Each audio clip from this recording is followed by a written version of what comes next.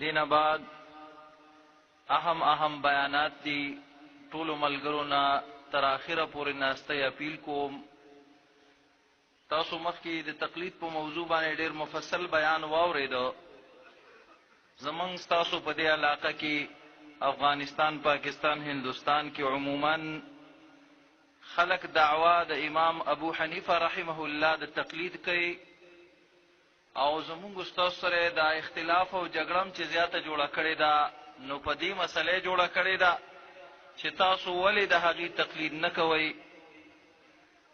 حالانکه مخکې تاسو مدلل مفصل بیانات واورېدل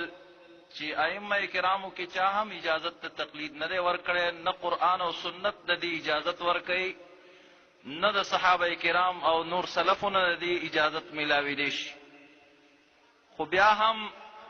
دوی دغه ګیله او شکوه کوي. نو اوس دا واضح کول غواړي چې آیا واقعي دي په دې خپله دعوه کې رښتینې هم دي، په خپله دي د امام ابو حنیفه رحمه الله سره موافقت لري او که مخالف دي. نو د دې علمي حقایقو واضح کولو لپاره زه دعوت ورکوم فضیلة الشیخ عبدالمنان حفظه الله ته چې هغې راشي او د قرآن و سنت په رڼا کې او د اهل علمو د اقوالو په رڼا کې تاسو ته دا څرګنده کړي چې د دې لکه د هاتي د غاښونو په شانتې د شوشا دپاره غاښونه خو بیل دي، خو خوراک یې په بیلو غاښونو دی. ګورې حقیقت کې چې د کوم امام د اتباع یا د تقلید دعوه کوي نو د هغه سره خپل هم ډېر زیات تضادات او اختلافات لري. نو انشاءالله تاسو دې ته په توجه سره غوږ کېږدئ. ان الحمد لله نحمده ونستعينه ونستغفره ونعوذ بالله من شرور أنفسنا ومن سيئات أعمالنا من يهده الله فلا مضل له ومن يضلل فلا هادي له وأشهد أن لا إله إلا الله وحده لا شريك له وأشهد أن محمدا عبده ورسوله صلى الله تعالى عليه وعلى آله وصحبه أجمعين. أعوذ بالله السميع العليم من الشيطان الرجيم. ربنا لا تزغ قلوبنا بعد إذ هديتنا وهب لنا من لدنك رحمة إنك أنت الوهاب.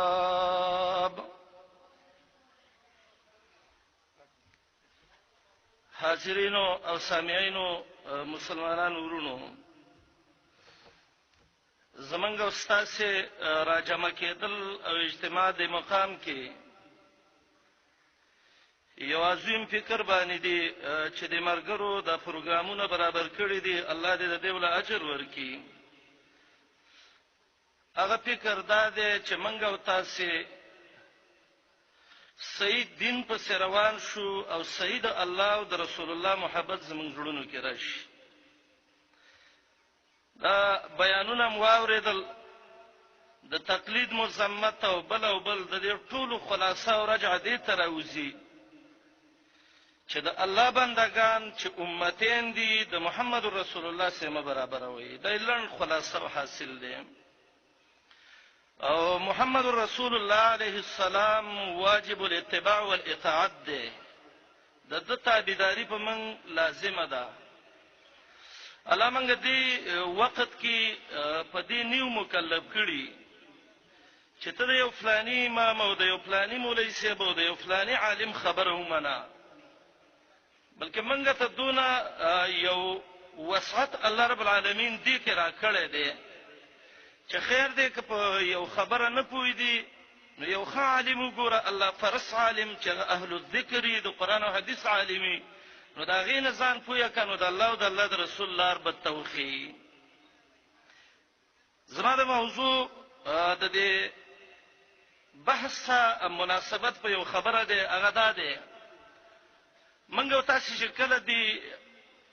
عصر کې دی وخت کې د الله او د رسول دی خبره ته خلق راوبلو، نو هغه د امام ابن قیم رحمه الله غ خبره ده چې بل ينظرون الیک شذرا مثلما نظرت یوسف الی عسل جوبانی، د سترګو دی ګټونو باندې بد ته شګوري لکه سرکشه سیرلیو پیسه چې د چوفانم ساته ګوري. نن سبا خلک دا وایي حدیث امامان نه مني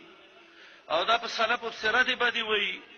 او کله وایي چې دا پلاني امام پسې خوش خبري وکړي. زمونږ زماده د خبرې لړنه خلاصه او مقصدم دا ده، موږ د ائمه د دین د دې بدی چارې نه بیانو، او ان شاء الله زمونږ یو اهل حدیث سرورم د دې بدی نه بیانوي. لیکن موږ دا وایو هغه ورونو ته چې هغه په دې مزي کې ډېر کلک نه ختی دي چې د الله نه ویریږي، کلمه کې چې کوم وعده کوي وعده ده چې لا اله الا الله رب العالمین استاس عبادت کې شریک نه منم، الله ته یو معبود او ته رب، او د محمد رسول الله مقصد دا ده اے محمد رسول الله ته د الله نبی د الله رسول مونږ ته را لېږلې، تا سره شریک په اطاعت کې نه منم، یو امتی ستاره خبره سزنه برابرومه. د الله د نبی خبره کله الله نبی ول دا کار وکي علیه السلام من به کوو او کوي می کوي نه به کوو، ځکه من الله په دې باندې مکلف کړیو. بعض خلک روسته قرنونو کې راووتله او دا یو لانجه شروع شو چې دې ته مسله د تقلید به ویلې، او د څه زورنه باندې دا خبره وچلوله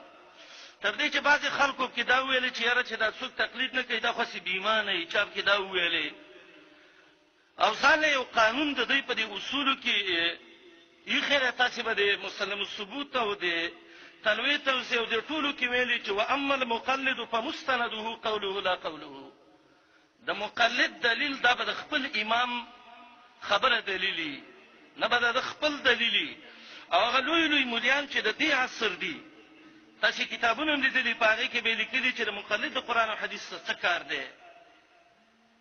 زمون دا خبره واضحه کومه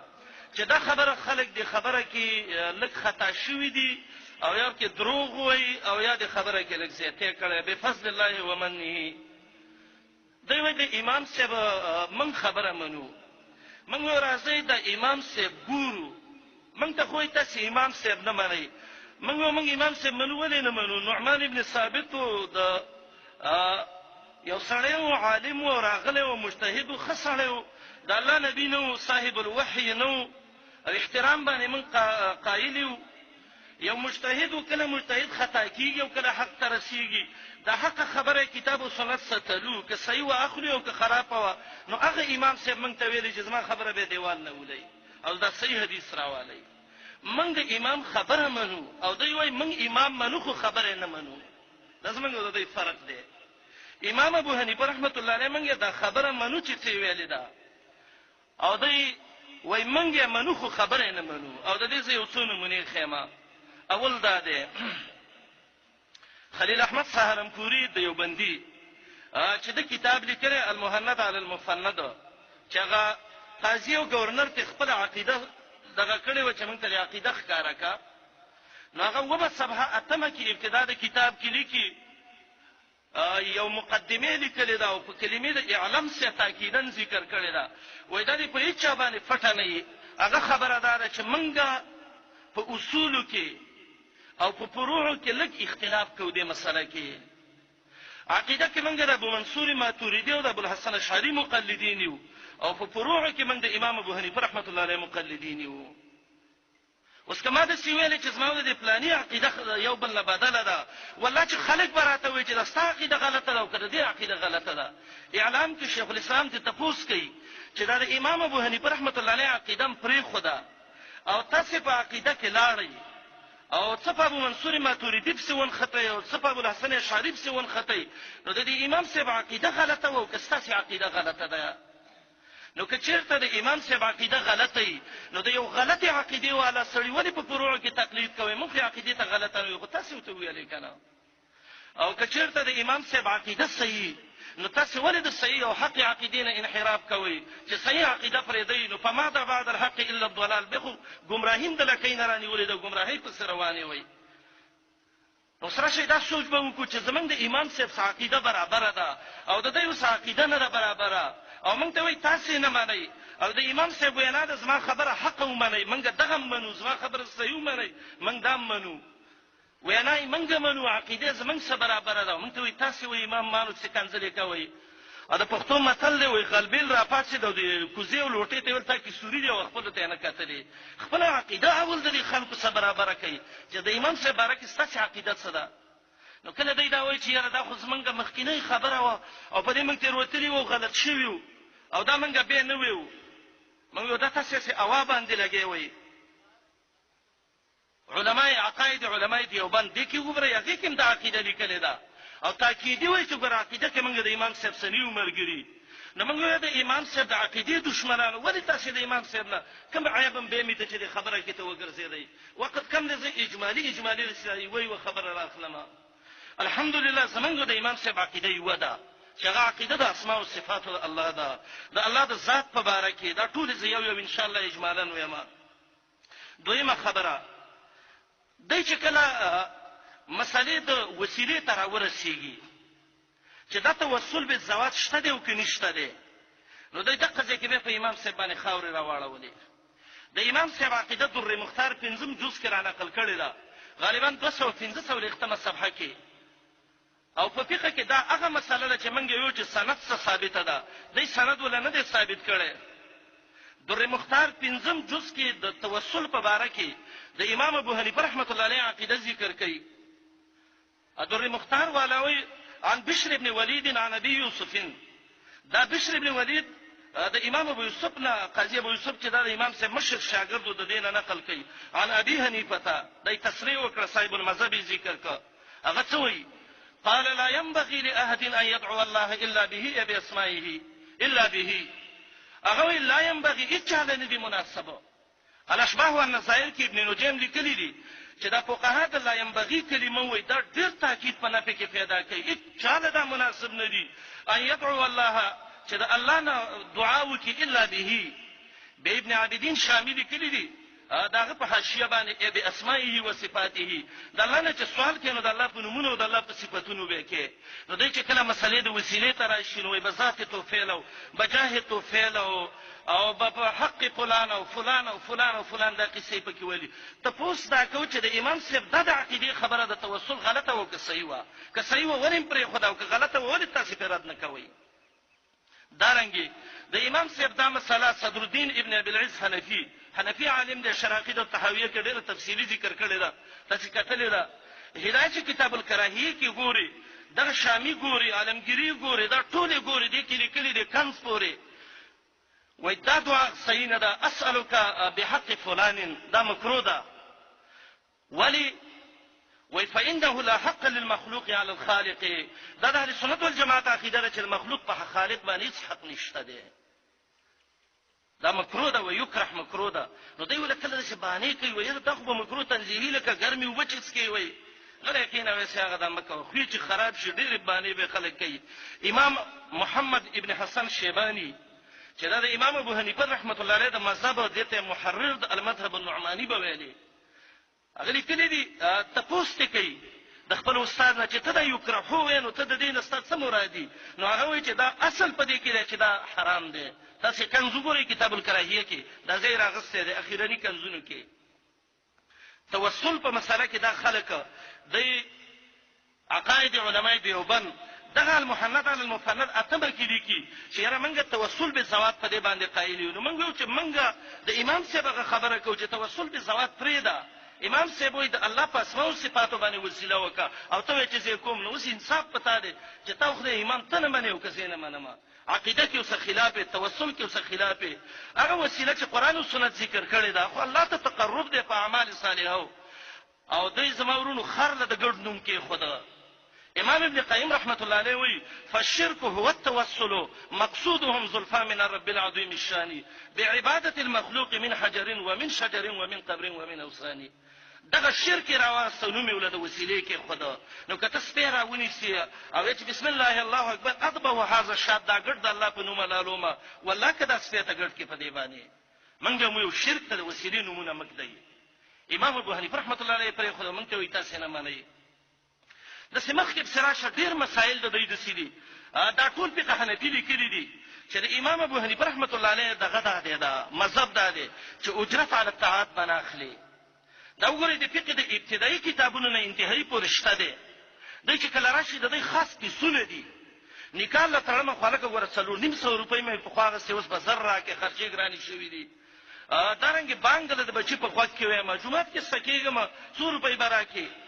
دا جدا مسله ده چې اجرت علی الطاعات جایز دی او کنه دی. خو فقه حنفي کې د امام ابو حنیفه رحمت الله علیه په نسبت باندې صحیح نه دی. بعضی وایي دا متأخرینو جایز کړی دي. نو متأخرین چې داغه روسته راغلي نو زه داغه روسته راغم څه ته به نه جایز وایم. یو بل حنفي ته جایز وي بل ته ناجایز وي. دا سره میلي مالټین دي چې وقفه وخریر درانیږي ورځانیږي. دا به صحیح طریقه باندې چلول غواړي. دین خیر چې د اکابر سره او کله چې مسله روسته رااله دا به مسله ټوله ګډوډیږي. دارنګه د دې نورې مسلې نو کله خدای به ولدا دلیل ویو و امام صاحب چې اجرت علی الطاعات حرام ویو و صاحب هغه مالدار او من غریبانان یو نسمنه ته دغه څه مالدار اخی. اعتصام کې شاطبی لیکلی دي ذل البدع علی اکتافهم. دا د بدعت ذلت د دې په دې څټونو پروت دی ولو که په دسه اسونه سواره کې چې د دې واګي او قیزې د سرو زر هم دی به چې یره مفروضی او څنشته غریبانان یو. نو امام صاحب د خپل عقیده ښکارا کړی و دا چې د مالداري او د غربت سره تعلق نه ساتي. دارنګه د امام ابو حنیفه رحمت الله علیه مسله دا و چې قران کریم د الله رب العالمین صفت ده. کلام دی او کلام د الله صفت ده. او دا هغه مسله و چې د امام جوری لیکلي کتاب الشریعه کې چې امام ابو یوسف وایي چې ما امام ابو حنیفه رحمت الله علیه شپږ میاشتې په دې مناظره وکړه او زمونږ اخیرنۍ رأی په دې متفقه شو فتفق رأی و رأی ابي حنیفه. زمو د امام صاحب رأی په دې متفقه شو چې قران کلام الله د الله کلام دی او غیر مخلوق دی او که چاته مخلوق وي نو سړی په کافر کیږي. دا د امام صاحب خبره ده. د مختصر کتاب العلوم د صحابي کې مشته ده. ډیر علماء ته دا خبر را نقل کړي ده. تاسو وګورئ کتابونه ټول د وسپور دین اړه دی په قران قسم نه کیږي ولی نه کیږي. په خوا چې مدرسو کې طالب یې دا غټ غټ کنزونه او دا به پکې خود وای په دې لاس کې دا ولی په قران کې قسم ورکړي نو ګناګار بشي. قران قسم نه کیږي نو په قران نه کیږي نو په کنز قسم کیږي. دا یو غلطی خبرې دي. مسله کلام ته چې راشي د امام ابو حنیفه رحمت الله علیه به ير دی قران باندې نه کیږي ولی نه کیږي مخلوق دی او پلانې دی او پلانې دی. دا څه مسله ده چې امام ابن قیم وایي چې په دې کې د غرونو فشان علما خطا شو. چا ویل څلور قران نه دی او چا ویل دا قران کلام لفظي دی او چا ویل دغه دی دا کلام نفسي دی او لفظي دی. امام ابن تیمیه رحمه الله درې جزء کې کتاب په لیکل وکذاک تسعینیه فيها له رد على من قال بالنفساني. شیخ الاسلام ابن قیم وایي تسعینیه کې خالص لسکم سلو طریقو باندې فاغه چارت دی چې کلام لفظي او نفسي دا کیسې جوړي. نو مسله د قران په باره کې چې د الله صفت دی او کنه موږ یو د الله صفت دی او د الله کلام دی. امام صاحب وایي دی او دا موږ د امام صاحب مقلدین او خبره منو خو امام صاحب وایي چې کلام دی موږ نه دی. نو ستا امامونه منو که موږ یو نه منو. هدايه کې به تاسو لیدلې دي کتاب الکراهیه کې دا مسله د قفیز التهان چې ذکر کړي. دا جدا مسله ده چې قفیز التهان مسله چې دا اجرت من جنس العمل اغسله دا جایز دی او که ناجایز دی. خو د امام ابو حنیفه رحمت الله علیه قول دا چې دا قفیز التهان اغسل اجرت من جنس العمل لکه دا پټیل لري به مو لسمه ګړۍ به مال راکې او دا مزدوری کوم او شلمه حصہ راکې رااله. ان شاء الله د مسلې حقیقت بل شان دی. خو امام صاحب وایي چې قفیز التهان چې دا صحیح نه دی. اولی نه وای دې کې پته نه لګی چې ډېرې واسطه او کمې واسطه احتمال در عبادت کې څوک د قصه ذکر کوي. لیکن نن سبا حناف ته وګوره قفیز التهان کوي کني کوي کم حنفي ته خلاص دی یوم ته والله که خلاصي راګيري دي کې کته ته د امام صاحب مذهب دي څه کړی دی کې یا رسول یو کې د امام صاحب خطا شوی. موږ دغه خبر از من په کار راځي د خلینو راوځي چې امام صاحب خطا شوی د الله بنده دی صاحب الوحی نه دی او کله کله خطا کیږي. هدايه کې به تاسو لیدلې دي کتاب المصارعه کې او کتاب المساقات کې قال ابو حنیفه تصریح ده بالکل امام ابو حنیفه رحمت الله علیه وی کله وی تاسو د سند خو موږ د ټولي فقه سند دی وخه وځه چې ته د هر جزئیه د فقه سند وخه وا سند وخه موږ به تقدیم وخیو دویم کدا غلطه یو دی فقه کې ولې لیکل دي ځکه امام ابو حنیفه رحمت الله علیه وی ک یو سړی د چا زمیدار کوي او دا ته وی چې د پټی کې به ثلث درې مې سبزمای او دو بستا یا به ربع یا به نصف کوي وای دا باندې کوي دا به صرف د يهودو سکی د بل چا څه باندې کوي خیبر کې شی وخو يهود خلکو غلط خلکو نن راشد د احناف زمیدارانو نه تاسو کوي امولای سیبانو چې زمیداری کړی ولیم د امام صاحب مذهب پرې خدا مساقات باغوانی چې د امام صاحب مذهب ده دا به به جزء معین باندې نه کې خلکو پرې خدا کوته امام صاحب دی والے پرې څه ټول غره یارانو بس قصه به پکې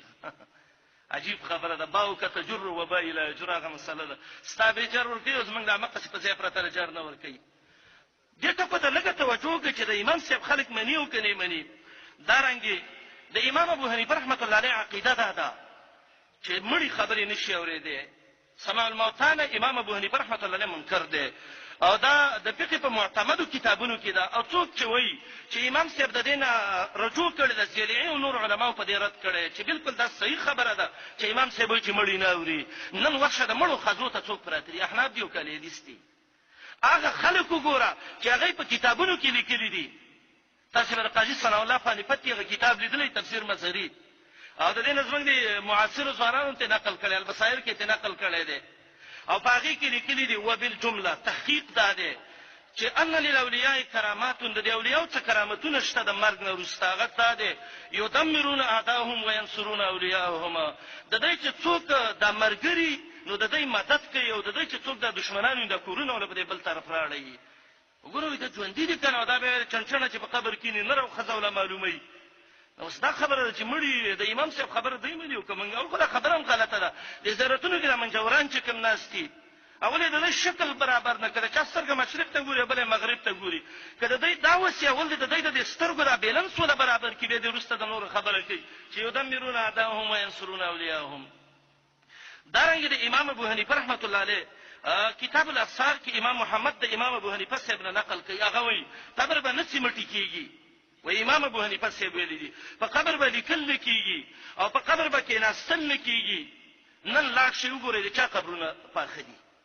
عوامل اڅکه غد دین ستنې چې ځان ته غبلستنې چې مړی شي هغه هم د پاسه ګمبدونه په جوړ کړی دي لیکلې په کړی دي شناختی کارت او تلګولې پلانې د پلانې زوی پلانې تاریخي میلاد پلانې تاریخي وفات حنفیت د څه کاغه ټکی وګورته خو د امام صاحب هغه لوی لوی وناګانو باندې خاوري راوړولې ويقعد عليه قبر باندې بکینین قبر باندې بلته چرکټونه هم نه کې نن د دې خلکو ادری وګوري چې چا د استه او د خریخ په ماته شوې د قبرستان ته ولېږي د کرکټونو میدانونه دا جوړ کړی دي لمت ترکتم مذهب النعمان ولیم د امام صاحب هغه مذهب پرې خدا د امام ابو حنیفه رحمت الله علیه کتاب چې دا هغه شاګرد د هغه نه نقل کوي کتاب الحجه علی اهل المدینه د امام محمد ابن الحسن شیبانی کتاب دی هغه کې لیکي باب الاعتقاد کې او دا ډیره قیمتي خبره ده ځان سیاد کې کتاب الحجه علی اهل المدینه هغه کې ذکر کوي قال ابو حنیفه ډیر تصریح خبره ده امام ابو حنیفه رحمت الله علیه وی ويكره الاعتکاف فی البیوت کورونو کې اعتکاف مکروه ده او باندې حرام ده نن چې رمضان شروع شي د عشره د دې مفتین حضرات وای د خزې د اعتکاف په کور کې دونه شرطونه دي او دونه دي من کو تر عبد الله بن عباس رضی الله عنه قول پیش کو چې نصبرایه او زیلعی لیکل نصبرایه کې ان ابغض الامور الى الله البدع وان من البدع الاعتكاف في الدور نو دوی وی یره دا خو کې دې شي چې ضعیف وي نو نصبرایه ولوي بالکل صحیح حدیث دی اوله راوړه ته مو وي نو کله وی دا سړو په باره کې نو غوي دا تاسو د خزې باره کې ته شوی دی خو دې خبره ته دی ودرېږي نه نو کته ته چې د امام صاحب ویلي نو سیمنه کې نه مانی نو اول خو به چې څنګه فقہ کې لیکلي چې دا څنګه امام صاحب دغه نو موږ هم په دې ایران دا څنګه تاسو یو شی وی امام صاحب بل شی وی کتاب الحجه علی اهل المدینه دغه لیکلي دی د امام محمد چې هغه محرر د المذهب النعمانی دی او تصریح کړی د په نقل باندې د امام ابو حنیفه رحمت الله علیه چې امام ابو حنیفه رحمت الله علیه وی چې په کورونو کې د خزو اعتکاف د صحیح نه دی نو موږ ورونو اعتکاف کې دین منی عقیده کې دین منی زمیداره کې دین منی وسیله کې دین منی په امامتو په اذانونو کې دین منی په قبرونو په خولو کې دین منی او مسله چې را شو موږ امام صاحب منو او کله چې ته تاسو کې چې لکه دې حدیث ولې ته غنه کېده وای چې امام صاحب ته قیامت کې څه جواب وایم او ته هغه سملاویږي د مر ربک ته پوښتنه نه کوي د مې امام کته پوښتنه ولکه نو کی ته د کوم امام په مذهب باندې وې دارنګي ته امام ابو حنیفه رحمۃ اللہ علیه عقیده ده چې د مړو له نصرانی کول اول ته ورړل او خړل او سکل دا حرام دي تفهیمات الهیه کې شاول الله صاحب داغینه نقلم کې وړ صح عبارت ویلې ده و چې دیول څوک ورزي او دا نصرانی کې هغه خپل وخت اجمیر شریف او دایات کړي کل من ذهب الى بلده اجمیر شریف او الى قبر سالار مسعود غازی لاجل حاجه يطلبه هغه فقد اسم اسما اكبر من القتل والزنا دا د امام صاحب قول نقل کړي نظر د غیر الله امام صاحب وي دا حرام دي وسوګوري په قبرونو باندې څوک منجوري کوي دا نظرونه ادا کوي او دا وي خورده ده خپلم ګندو خريبه خورده ده ځان سموي وړ خړلې شوی شي خورده خړلې شوی نو چې وی سيناري کې خړل شي اوبه څه پاتې شي خو کوم شی چې کتاب او سنت لګ حرام کړی کله غي نوم مرداري تاسو ګورئ وته د ملک د سفر کې عمل کوي وای دا چوری غلا ته وای نو چې غلا شي یا غیم غلا کنه لوی غلبه سي چې الله رسول یو کار نه کوي د ځان نه جوړي دارنګي امام ابو حنیفه رحمۃ اللہ علیه د دې د اصول فقه د کتابونو ټول د دینه ډک دي چې دا حقیقت دی او دا مجاز دی او په دې باندې به ډېر احکام بنا کړی دي امام ابو حنیفه چې حقیقت او مجاز یو حنفی ته څوک نشي ثابتوله دا ورستنی قرنونو کې یو عالم چې داغه علاء المعری ابو العلاء المعری دم څه هغه جوړ کړي چې دا حقیقت دی او دا پلانې دی او دا پلانې دی شیخ الاسلام په کتاب وی کا سوائق المرسله کې به سخرت کړي اسماني تندرې پیراله غلې چې دا بدعت هم فرې دی بس دوی دا اصول ولیکل دا دغه د فار دا د اصول فقه اصول دی او فلانې دی او فلانې دی او دا د امام صاحب اصول دی دا یو امام صاحب نه دی ویلي خو د ځان نفس خلکو دا جوړ کړی دي امام ابو حنیفه رحمۃ اللہ علیه دا هغه نظر دا د استسقاء په اړه کې شریعت کې خو استسقاء ده خطبه کې به امام استسقاء وکي استغفار دایمي او قسم نه علماء ذکر کوي یو میدان ته به خلک وزي او دعا به وکي او یو درکاته بوز به وکي او صادر به واړي او خبره به ختمه کی امام ابو حنیفه رحمۃ اللہ علیه هدایه کې مشته ده شامی کې مشته کتاب الحجه کې امام محمد هم نقل کړی دی چې امام ابو حنیفه رحمۃ اللہ علیه چې استسقاء مونږ نشته ده موږ له شته حدیثو کې ده خدای دینه تاسو کو ستاسو امام صاحب خدا وایي چې نشته ده نو چې نشته ده تاسو ولې کوي ولې د امام دا خبره پرې خدا دا رنګ دینه لک په سنورو د امام صاحب عقیده دا قول دی او دا قول ټول فقہ کې شته تاسو وګورئ چې حقیقت اسلام کې نشته ده موږ کې دشته حدیثو ته نه رسیدل یا په پوښښوي نه او اسلام زمون پوره دین دی کې حقيقي احکام شته نو هغه حضرات چې هغه وسوي چې موږ د امام صاحب په مذهب باندې نو موږ امام صاحب خو چې حقیقت نشته ده او ته خو پر دې حقیقت کې خلد غوګورو پر غړې په خوري د مازیګر پورې لګي نو ته امام صاحب څه ومنه زمرونه زما خبرو مقصد دا ما را جمع کړی دي په یو کاپی کې تقریبا 490 شپږ سل مسائل ما د سره جمع کړی او ان شاء الله ګوري د سکدا څونه حق ته رسیږي موږ د سداویو د ایمو من قدر کوو او دای راغلی په خپل وخت کې کوشش کړو مجتهد که حق ته ورسېدم الله ول اجر ورکړي او که خطا ته ورسېد ان شاء الله الله یې نسناغه د کم کوشش چې کړی د اجتهاد هغه کې موجود دی بفضل الله دا علماء نیکان خلک د الله د دین لپاره مهنت کړی دی د الله د دین لپاره د کوششونه کړی دي خدای به موږ د سینه کوچیات پیغمبران جوړ کو او د انبیاء علیهم السلام سره په درجه کې برابر کو د څه به موږ نه کو لان تان بم په نوې ولا نذكرهم الا بخير د سلف عقیده د شرح عقیده الطحاویه کې صدر الدین ابن ابي العز ذکر کړی دی چې د اهل سنت والجماعت عقیده ده چې دا به سلف د امت د په خیر باندې یادي د غلطي خبرې کوي د خلک الیتی ثوابین او بل د امامانو سره دی بدوي او بل څه دا ټول په خطا باندې روان دي والله کومه یو امام پسې چیرته ردی بدی ویلي او د دینه موږ په خپل باندې دا واوریدل دا خبره ته کو چې د خپل غوګونو باندې موږ د دینه اوریدلې دي والله چې یو مقرر د دې بیان کو په بیان کې ویلې چې ډیر خره دا وایي چې الله په عرش باندې دی العیاذ بالله